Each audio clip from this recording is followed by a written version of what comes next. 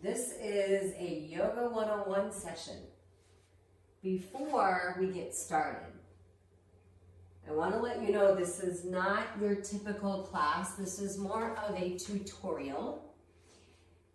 What we're going to be doing, just so you have an idea, is go through what do you need to practice yoga. If you've never done yoga, what are some common pieces of yoga equipment? The next thing is we will go through some of your traditional yoga poses that we do in a lot of classes. And I will show you them as individual poses and show you some of the really important pieces to those poses. So sometimes you might even want to watch this and take notes. This is really good for people if you've never done yoga. Please pass this on for beginners. It's a great class, or Yoga 101 is great for preparing for a traditional yoga class. So if you want to take, for example, the all levels flow, or the yoga flow, or the power yoga I will be recording in a couple days, this practice is good to learn the foundations. Okay, so yoga equipment, your yoga mat. First thing I want to tell you about yoga mats, if you don't have, by the way, pen and paper, you might want to get pen and paper, jot some notes down. If you have a brand new yoga mat, people say, well, what kind should I get? Start with one that's, the $20-ish range, just to, get started. You can go, like Mandukas are pretty expensive. If you really get into your practice, you can start researching yoga mats. For the meantime, if you're just getting started, any mat will do. You want to make sure it's sticky enough so that you don't slide. And that is why we have bare feet in our yoga practice. If any of you aren't comfortable practicing without socks, make sure you have the rubber things on the bottom of your socks so that you don't slip. If you get a mat, it's brand new and it's slippery, what you want to do is make sure you really wash it down with just like hot or warm water to get the slippery film of whatever in the production of making the mat. It kind of comes with a slipperiness to it.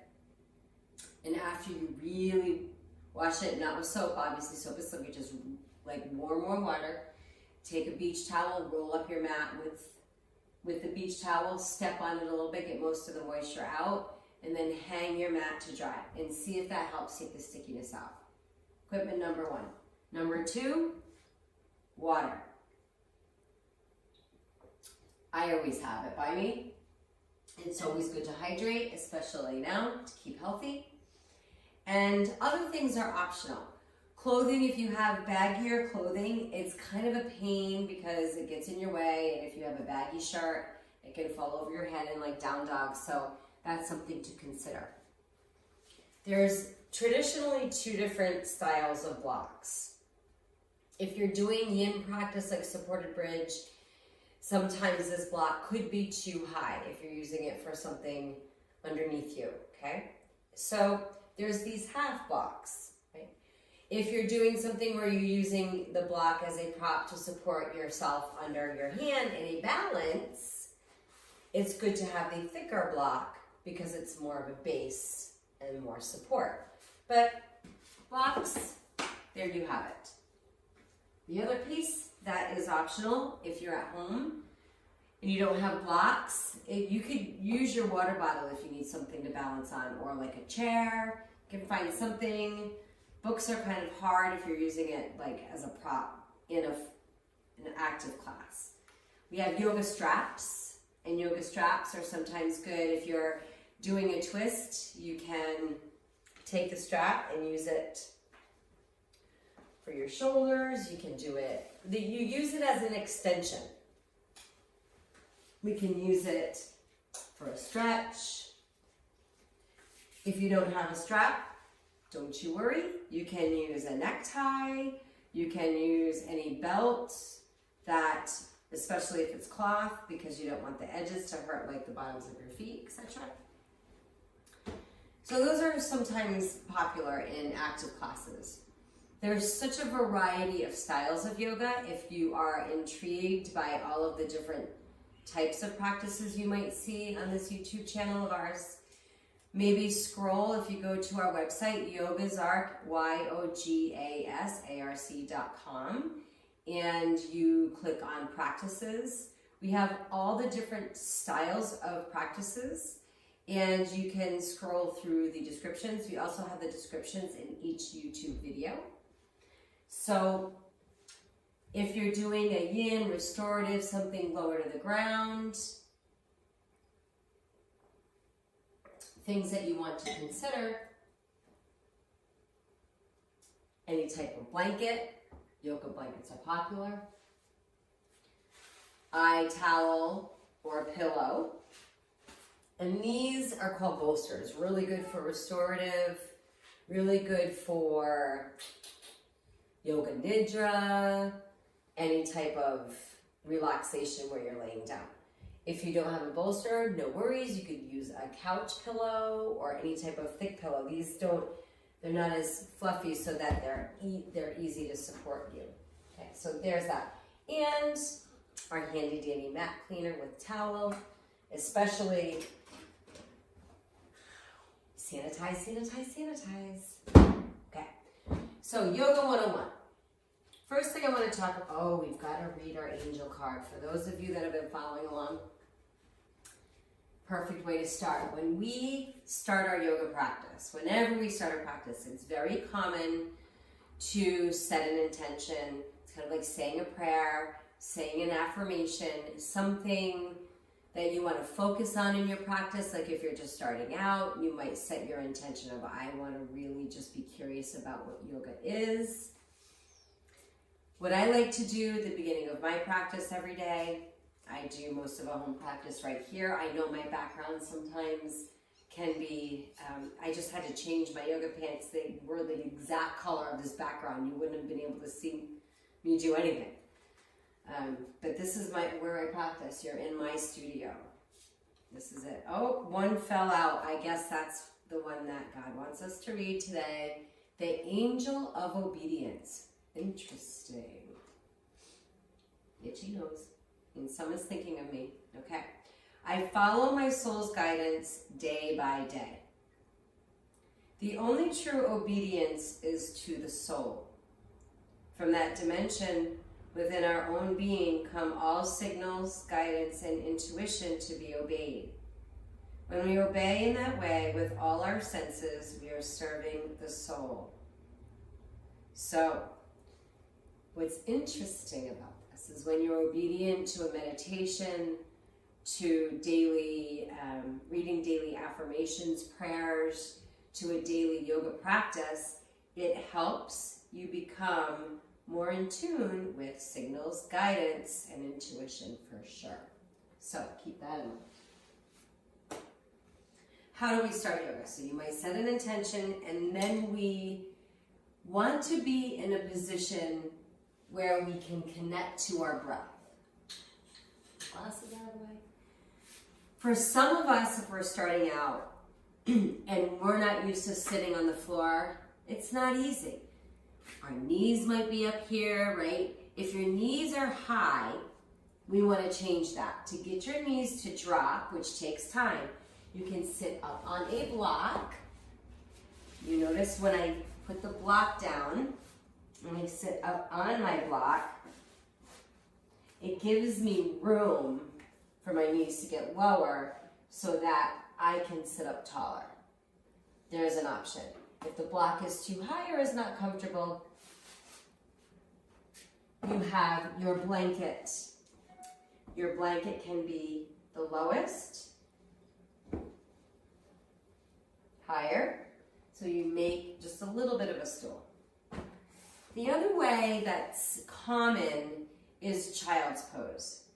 Child's pose can be a lot if we sit and we're not used to sitting, because the stretch of the ankle. When I'm sitting with my feet flexed, which I talk about in the posture movement or movement and stretch for good posture class, talk about the ankle flexion and chair sitting all the time.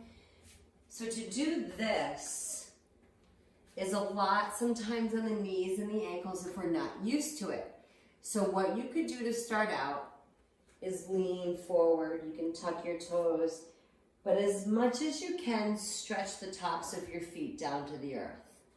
And you can keep your forearms down, or if it's comfortable for your spine, you can come down. Now the most comfortable way, I would say, you can always start standing, that's where we'll end up, is laying on our backs with our knees bent or legs straight. So carefully come to your back and allow your knees to bend, your feet wide, knees rest together, arms wherever they're comfortable.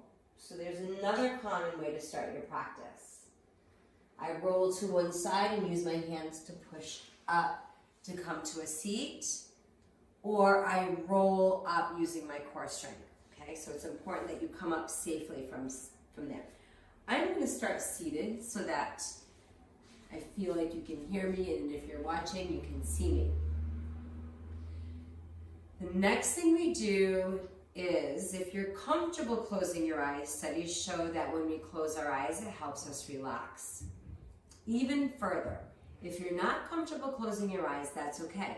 See if you can find something ahead of you to stare at, soften your gaze, to relax. Find good postures so that your entire lung space can get oxygen. So I'm grounding through my sits bones. They call this Sukhasana, easy seated pose. You can have your legs here, your ankles crossed. It's also important sometimes to think about crossing and doing the opposite of what your habitual ankle is, and it's going to feel weird, but it's important to do so. Now I can get my shoulders back and I can breathe into my entire lung space. Now we be quiet because we're going to breathe. Connect and notice from head to toe. Just take a couple minutes in this quiet time, whether you're taking notes or you're actually practicing. Take the time, notice your breath, and notice how you feel physically, mentally, emotionally, and allow whatever comes up to be. No judging, it is what it is. And it's all okay as it is.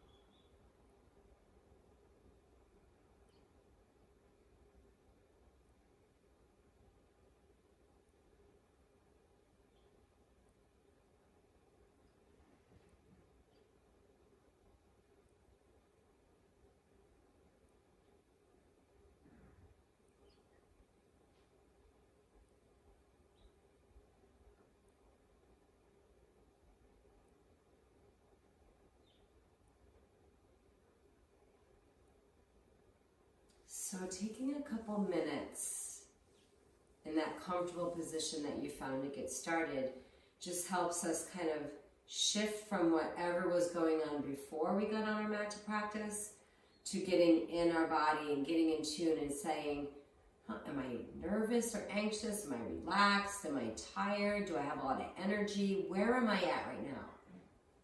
And it's also a good opportunity to check in with most people call them aches and pains. I like to call them our magic areas. The more positive you speak about your magic places, our magic areas that might cause us some pain, they've gotten us this far in life. Usually, we just have been ignoring all the pain messages of our body saying, hey, you gotta change something. So really pain is just a message, correct? Correct. If something feels painful, please don't do it. If something has discomfort, that's different. That's what we call it finding your edge in yoga. Now the next thing is if you notice that you have a magic area, pay attention to it while you practice. And if something is questionable, please, like I said earlier, check with your physician first.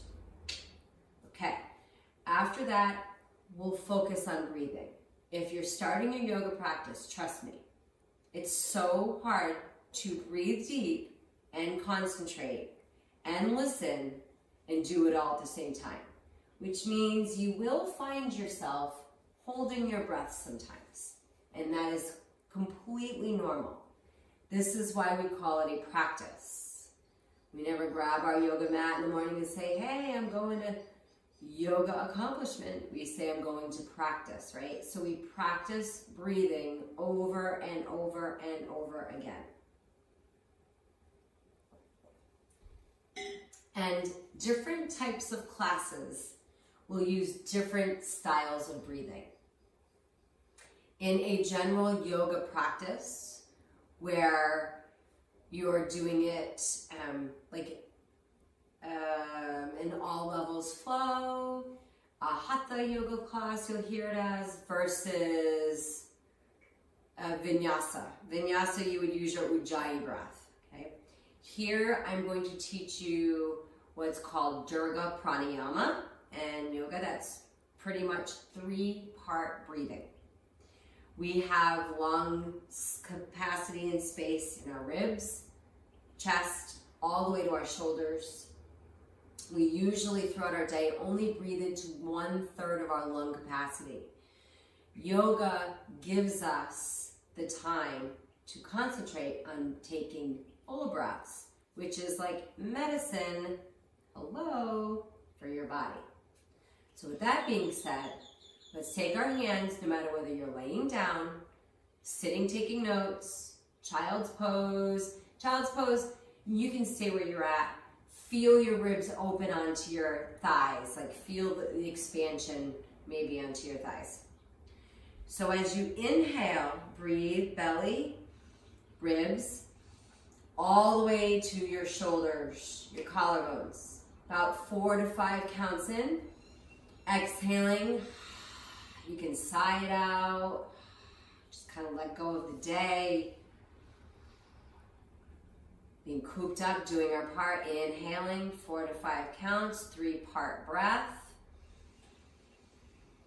Exhale, relaxing up with the sigh. Then you start to close. So our typical keep going, so you're taking your 4 to 5 counts in, your 4 to 5 counts out as I talk to you. And then we close the lips softly and breathe through the nose. Still creating that 4 to 5 counts in, 4 to 5 counts out. If that's not working for you, just make sure you're breathing and you're doing your best to fill your entire lung space. Let's take a minute to breathe. 4 to 5 counts in, 4 to 5 counts out. Feel the movement in your belly, your ribs. Feel the expansion of your lungs like a balloon, 360 degrees, every angle around your spine. If we are slouching over chairs a lot, we get all slouched in.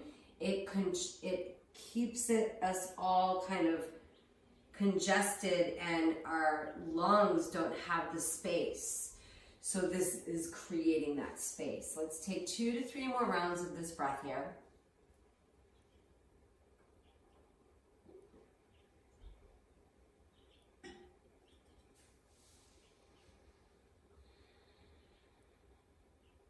And from here, in most practices, you'll do some movements for your spine. Our spine moves 6 directions. We have our side bends. We have what we know as our cow-cat, which we always call cat-cow. Then we have our twisting, 6 different directions. So in most practices, after you get grounded, you breathe, your intention, you'll move your spine with your breath. From your back, you can hug your knees, you can sway, you can do little baby twists. From from seated, you can do cat-cows. I am going to demonstrate from tabletop. We spread our fingers wide, very supportive for your wrists. I take my knees back, and as I inhale, the tops of my feet are down, my belly drops, my head lifts, my tailbone lifts, and as I exhale, I round the other direction. So I'm looking towards my belly button, I'm rounding my spine, I'm pressing through the space between my shoulders. Now move with your breath. Inhale, your cow, tuck your toes, exhale to cat. Notice how it feels with your toes tucked versus not. Inhaling and exhaling. Inhaling, exhaling. One more. Exhaling. Keep your toes tucked. Lift your knees and push your weight back. Walk your hands to your feet or your feet to your hands. And notice how bent my knees are. Very important as our hamstrings warm up, and roll your way up. I know you're all curious, so what the heck's going on in these crazy yoga pants? I collect yoga pants because I've been teaching for 25 years, and I still have yoga pants that I've been teaching and wearing from 20 years ago. Okay, these are Huskies. My husband found someone that makes these yoga pants. I don't think they're from within this country, but I'm sure you can find them online. And he had them, the Huskies. I don't know if you can see them or you can zoom in. There's one down each leg. Dakota and Koa. Okay, distraction, which is why we practice yoga. Like a hair in my eye. That's why we practice yoga. Wow, there's a lot of people outside. You wouldn't know it's social distancing. People are antsy. Plus we live on South Mountain. All right, Carrie, get to it. Okay, so let's talk about standing in mountain pose. When we're starting in yoga, you're going to notice that most instructors will guide you to stand with your feet together, which are your big toes to touch and your heels a little bit apart. My recommendation to you starting out is to try it with your feet hip width apart. See if that helps you feel more grounded. I'm going to break down each pose right now in what is called a sun salutation. Sun salutations are very common in yoga. They are practiced all the time, especially in any flow variation. If you did like 5 to 10 sun salutations a day, it would probably change your body for your life, okay? In that warm-up, we only moved our spine 1-2 directions. Here in our sun A, I want to add a little spice to it and add a side bend to add another direction, okay? Hip width apart. Your legs are engaged. Your feet, you're pressing through all 4 corners of your feet. So you're feeling under the ball of your big toe, your pinky toe. Spread all of your toes and relax them down.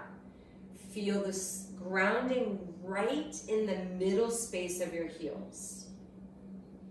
You're feeling your shins energetically kind of pressed towards each other, like they're a magnet towards each other. You can't see it happening, but you feel it.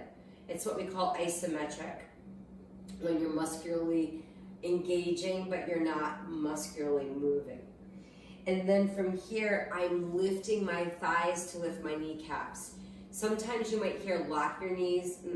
No, we don't lock the knee. We don't want to lock joints. We want to use the muscles around the joint to protect it. So I'm lifting my thighs to protect my kneecaps. Now I'm turning to the side to show you. A lot of us have this going on, right? This is me when I'm not thinking. And then some of us have this going on. What we need to figure out is how to stand tall. Hip points draw towards up. Tailbone, we know it as our sacral bone, draw towards down. So I'm tilting to create more space in my lower back and more space through the front of my hip flexors. Jeez, it's so hard to stand.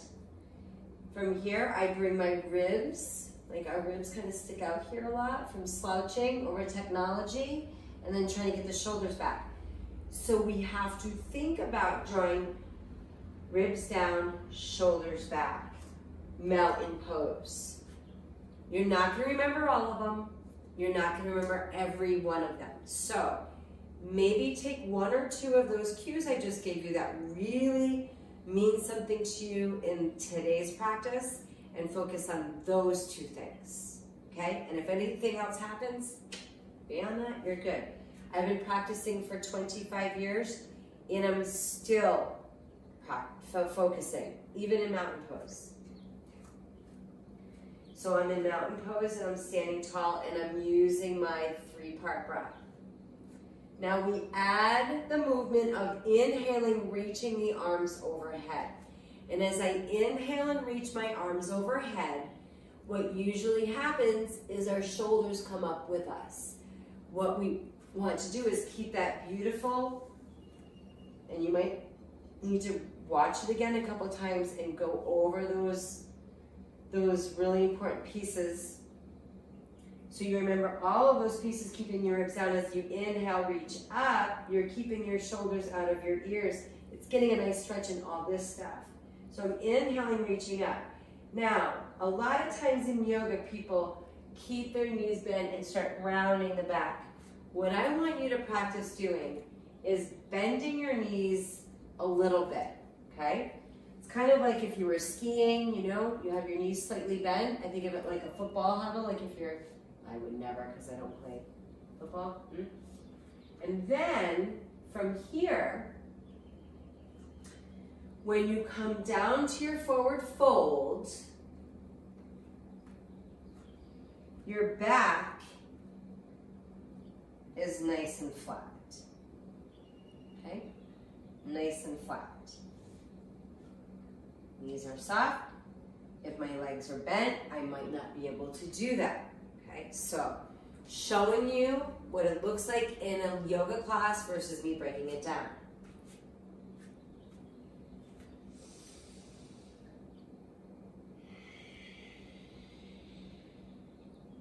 Now notice in this forward fold, I'm bending my knees and up so the back of my neck can grow long.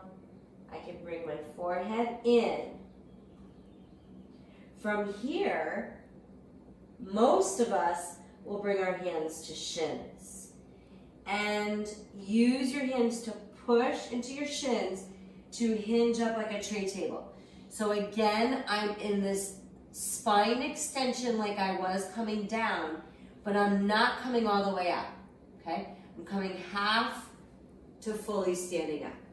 So you might hear it called half lift or inhale extend. The front, back of my neck are long. Go ahead and give it a try. Pressing through my feet. Knees are soft. Ribs are in. And then as I exhale, I fold, and you'll fold over your bent knees again. Reversing. Your arms come out to the sides. Now squeeze the space between your shoulders to lift you up. Shoulders out of your ears as you inhale and you reach. And let's exhale, bring your hands down. Okay, take a sip of water, do what you need to do. That was the beginning of sun salutation A. In a lot of yoga practices, you might do inhale, forward fold, half lift, forward fold. A lot of times it's getting your blood flowing. If you're feeling dizzy coming up and coming down, guess what? Don't do it, right? We can maybe stay up here. Maybe we stay here, but if the up and down, you're not used to it, take your time. This is Yoga 101. You're getting used to this. And always reach out if you have questions. Okay, so we'll add on. From here, inhale, we reach.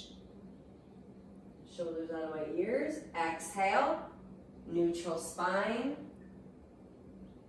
Folding over bent knees, tucking my forehead so the back of my neck is long. That was my exhale. Inhale, I hinge, I lengthen, extend my spine. Now as I exhale, it's our plank pose. I'm going to walk back and come to my knees for a second. Our egos get in the way. Now if you are already used to doing tricep push-ups, if you are an active lifter and you have your core and your triceps are used to doing push-ups from your toes, by all means. I remember my yoga teacher taught me that it's smart to do your yoga push-ups from your knees for up to 6 months when you start a practice. And I'm going to take the time here to show you why. Our rotator cuff is very fragile. It is one of our joints, right, that moves in all directions versus our knee, right? Our knee just extends, it doesn't go like this. Our ankle goes in all directions, right? We need our shoulders. They're important to us. It is important that we take care of our shoulders. And what I've seen is when people do it from their toes, they dump into their back and dump into their shoulders. And I want to demonstrate what you should not do. It sometimes can help if you have a mirror to watch yourself, not to be like, oh, look at me, but a mirror to actually see, where are my ribs? Where are my shoulders? Are they where I think they are? Or you can record yourself and watch. Okay. So here's what we're not to do. I'm in my push-up, I'm dumping in my back, and as I come down, I dump into my shoulders, my butt is up. Over time, that wear and tear, our rotator cuffs start speaking to us. That pain I talked to you about, the message of pain, right? We don't want to go there. If you have a yoga block or a book, you can use it as a little marker. And I like to use it for a couple reasons.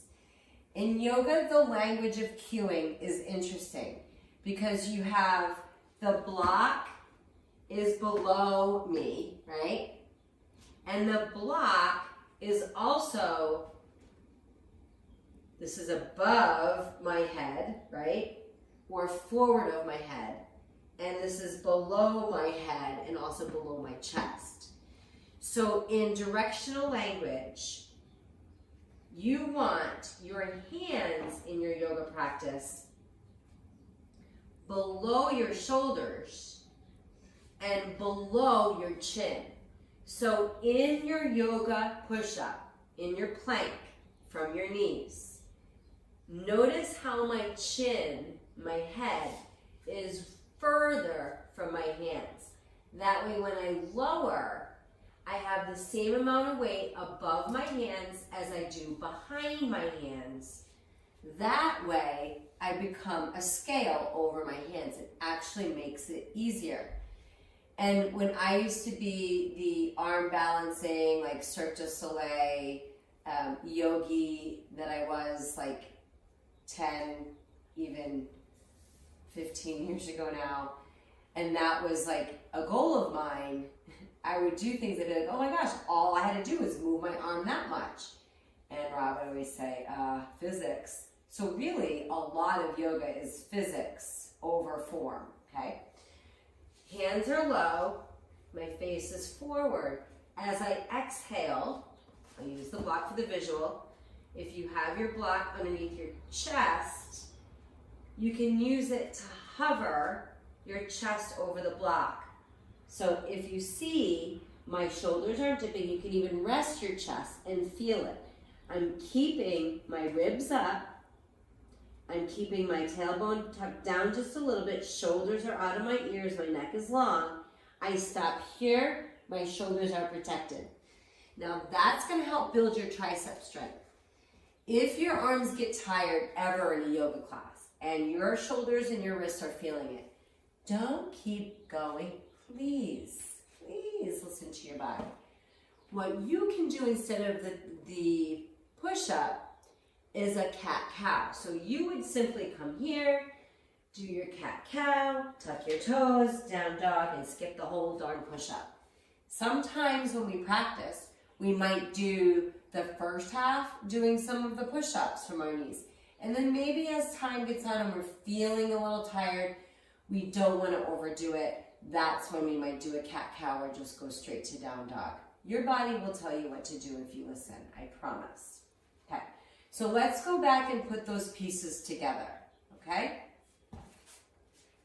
If you have your block or not, I'll show you what it looks like if I have my block, and I'll show you what it looks like if I don't. So we start at the front of our mat. We're adding each pose on as we go. Mountain pose. Your feet can be hip width apart or not. Little quiz. Pay attention to your feet. Pay attention to your thighs. Pay attention to tailbone, hip points, ribs, shoulders, breath, and focus point. Let's add that. Your dristi, we call it in yoga. So find a focus point ahead of you. Breathe. Your next inhale, reach your arms up. Soften your knees. Exhale, hinge, neutral spine, forward fold. Hands to the shins. Inhale, lengthen, extend your spine. As you exhale, hands by your block. Walk your feet back. Keep your face forward. Knees come down. Usually when we start out, it takes an extra breath. But as we get used to it, we do all that in one exhale. The same exhale takes us here. Now from here, we're going to add on Cobra. If you see me in Cobra here, Cobra, my knees are down, my elbows aren't locked, they're soft. I'm squeezing muscles. Now, because I taught group fitness, hi Kawa, for like 20 years, my shoulders, right, tend to stay forward. So I gotta really work on pushing my shoulders back, getting the front of my neck long, shoulders out of my ears, and then rolling my heels towards each other. Where am I feeling this? This is the opposite of what we do when we sit in a chair all day. I'm feeling this around my chest and shoulders. It's awesome. My hips, my core from sitting. Oh, that feels good. And then we exhale and sit back. Okay. So, Cobra, our knees are down. You'll see or hear people call it upward facing dog. The only difference is in upward facing dog, your knees are lifted. And I promise, if you have a desk job, that might be the most challenging pose you do today. So, let's put it all together, front of our mat.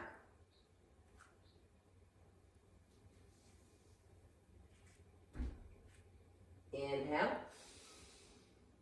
Exhale, forward fold. Hands to shins, lengthen, inhale. Exhale, hands down, 1 or 2, or however many breaths it takes you to come to the bottom of your push-up, halfway down. Inhale to your Cobra. If my knees were lifted, upward facing dog. And as we exhale, let's talk about it first. Downward facing dog. Downward facing dog, to transition to downward facing dog. Starting out, you will absolutely need your toes. You will need to push off your toes because your core strength to push from your Cobra to down dog is a lot of work. So here's what we do. And here, I engage my belly and start to lift. In slow motion, my belly is lifting me. I'm still on the tops of my feet. And then we come, right?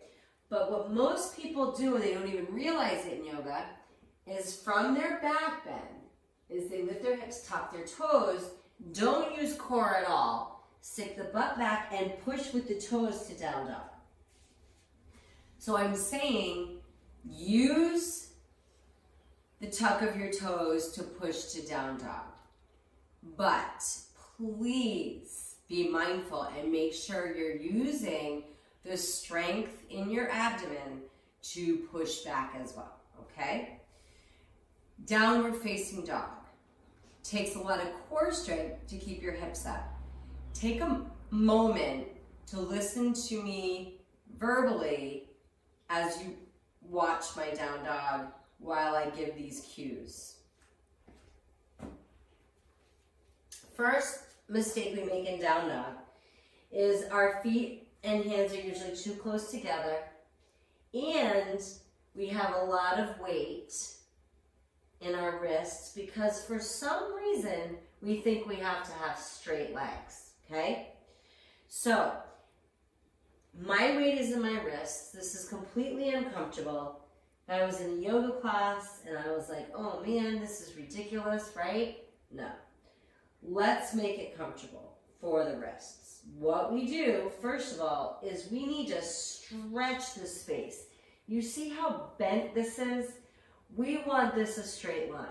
How do we do that? Well, first I gotta walk my hands a little bit forward. What did that do? That lifted my heels. Guess what? That's okay. Lift your heels. Lift them, lift them. And then I'm using the muscles below my belly button, right? And I'm having them pull my hips back and up. So not using my core, look at, right? And then I'm using all the core muscles to lift and lift me back. Now I can walk my feet back. Look at that space I was talking about. It's getting longer in my armpit, right? I'm not over here so much. Now the next thing to do is bend my knees. So my heels are lifted, my knees are bent. Take a breath in, spread my fingers. I exhale, I drop my ears, I look up towards my thighs, and now I have that long space and that long stretch through the side of my body. I've been making some progress in my down dog this past week. Yes, I've been doing downward facing dog, Adho Mukha Svanasana, for those of you that like to get educated in Sanskrit. I've been practicing it for 25 years and I'm still making progress, so know that yoga is lifelong.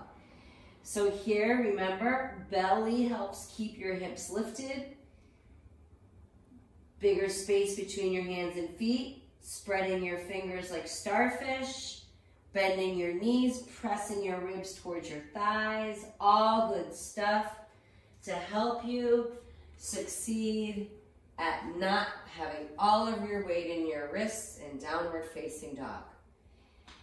From downward facing dog, we step back to the front of our mat and finish our sun salutation. And that is what a sun salutation is. So I'm going to come to the front of the mat and we'll do 3 together. Okay? Front of our mat. I'll wait for you. Take your sit. Do what you need to do. If you're watching and taking notes, that's okay too. Finding mountain pose, finding my dristi, my focus point, and breath. Inhale, reach. Exhale, fold. Inhale, lengthen your spine. Exhale, 1, 2, or 3, whatever amount of breath you need to lower from your knees, puffing into your back, halfway down. Inhale to your cobra. Exhale, using your core more than the tops of your feet, bottom of your feet, I should say, downward facing dog. And where your toes were is where they should be in your down dog. We traditionally take 5 breaths in down dog, kind of reset, make sure you're breathing deep. And to the front of our mat. So, bending your knees, and you just get there. You know, you get there. Fold over your legs, do reverse. Lengthen half lift. Exhale, fold, and we learned this at the beginning. Squeeze between your shoulders, come all the way to stand. Hands to heart. Inhale, reach. Exhale, fold. Inhale, lengthen. Exhale, bottom of your push-up. Inhale, back bend. Exhale, downward facing dog. Few breaths here.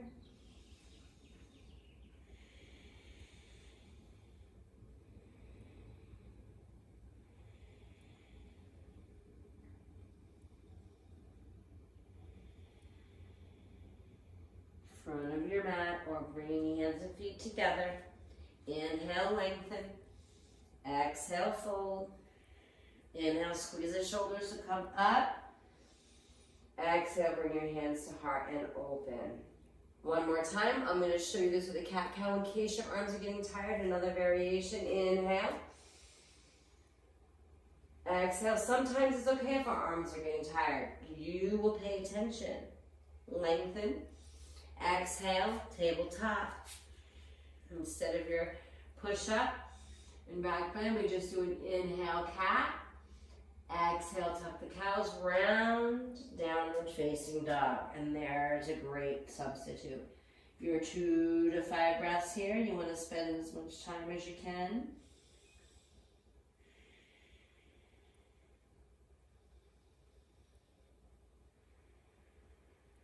And to the front of your mat. Lengthen, fold, and come up. And hands to heart and open.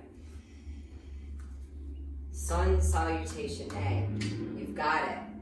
Now, the only pose that's different in sun salutation B, there's a couple things we're going to go over now.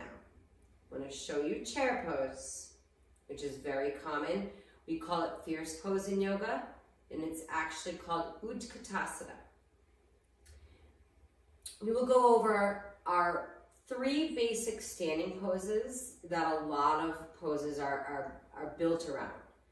We'll go over Warrior A, Warrior B, and Crescent Lunge. Anjaneyasana, one of the only poses named after a female warrior.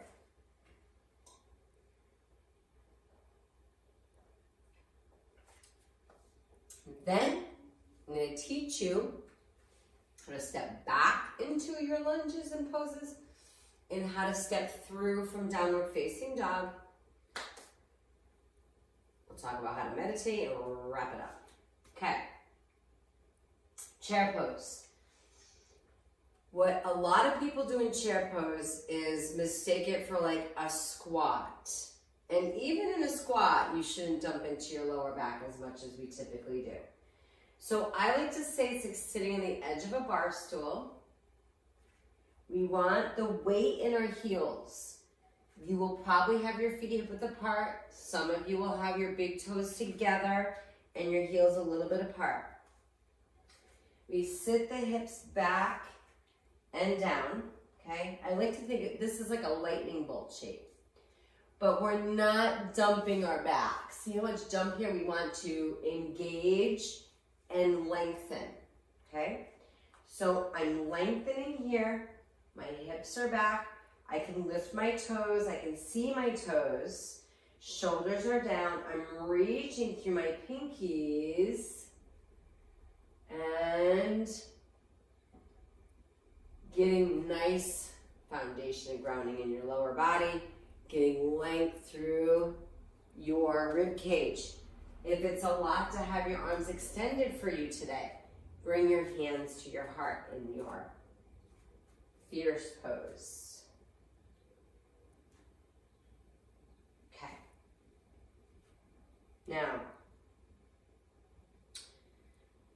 Warrior A, Warrior B, crescent. In Warrior A from a front view, the reason why the pose is challenging is most of us have a really tight outer hip, IT band. We hear it's this really tight muscle fascia, outer of the body.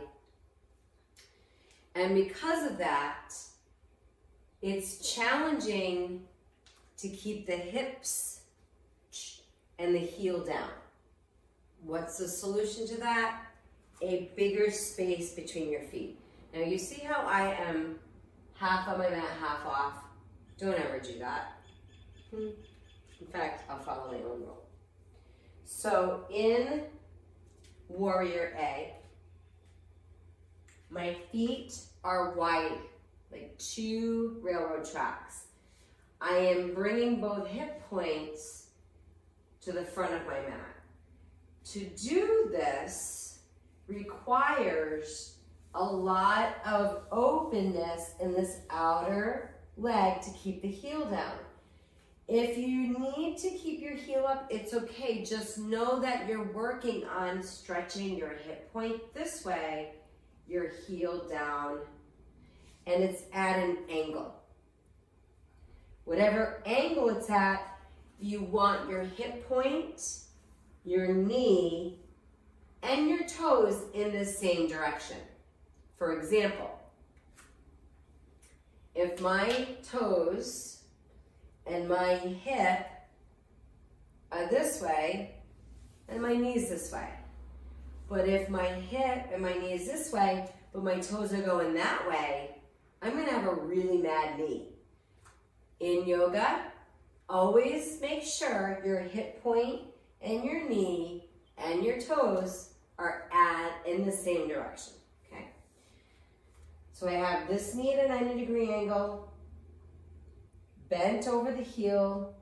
I can see my toes. I'm pressing my back heel towards down, my hip forward, so I'm getting that awesome stretch in the outer of this hip. Now I want to get a stretch to my hip flexor. So I'm standing up tall, drawing the tailbone towards down, keep bending into that front knee, and then we bring the arms up or hands to the heart. Turn around and show you from the other view. So I'm doing the other side, squaring off my hips, feet a little wider like railroad tracks, hands. So there's your Warrior A that's a very common pose in a lot of your active yoga classes. Warrior B, your hips are the opposite direction. So Warrior A, I'm here. Warrior B, my hip points are to the side of my mat. So I turn, you might start it from the side, right? I have my hip points this way. My back foot stays pretty parallel, okay? This knee and foot turn this way, and I bend. I'm working hips this way, knee this way. Why is that so hard? Because our pelvic floor and inner thighs are so tight. Mine are. I taught spinning for almost 20 years, so I'm still trying to work them open. And kickboxing, boot camps and all, step. Yes, so I really love this pose because it's helping me work this knee open, work this leg towards straight, working my hips towards down. Now we typically lean forward. See how much I'm leaning forward? We want to bring our upper body up, hips down, lean back a little bit to get a long torso on both sides, and look over your front middle fingers. And then I'll turn my feet, go the other way, just so I'm even. Hip points, gaze, really good opening here, 90-degree angle here, Working on getting the hips down, long torso, both sides, breathing. Breathe, breathe, breathe, always, always, always. And there's your warrior B. Our crescent pose is like a lunge, okay? Your lunge can be done with your knee down or up. In crescent lunge in yoga, it's a lot like warrior A, but our back heel is intentionally lifted. My hip points are to the front of my mat. Right foot steps back, but my heel's lifted. I keep my hip points square. I keep drawing my tailbone towards down to get a good hip flexor stretch and start to bend my front knee, keeping my torso long. And from here, I can reach my arms. I can bring my hands. I can have my back knee down.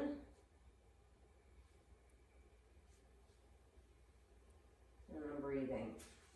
What I like about this, if you've got tight, you do a lot of tight stuff like running and sitting, you can get tight in the arches of your feet. So this is a really good stretch for the arches of your feet. Again, knee, hip points, tailbone, long torso, and your breath. As you lower, work on straightening the back leg, getting some opening in your hip flexors. Breathe, breathe, breathe. Arms where they are. And there's your 3 poses. You'll notice you can twist, like there's a lot of movements and different places your arms can go, angles, planes around those bases. Standing and balancing on one foot can also be something that we just need to practice over and over and over again. I'll give you a couple tips for that.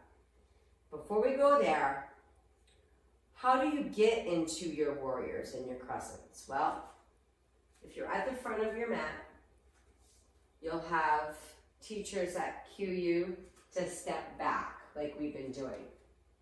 The other way is to sweep your leg through from downward facing dog. Coming to down dog, the reason why it's challenging is because we are tight in our hip flexors. So I'm here, I bring my right leg high, keep my hips high, keep my heel lifted on my connected foot, and I bring my knee through. This is a slow motion.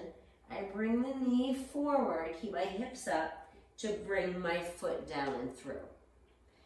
Now what typically happens if we're starting a practice and our hips are getting used to it is we get stuck right here, okay? And if we get stuck here, take your hand, guide, bless me, tickle me, okay? So that's how we come through, okay?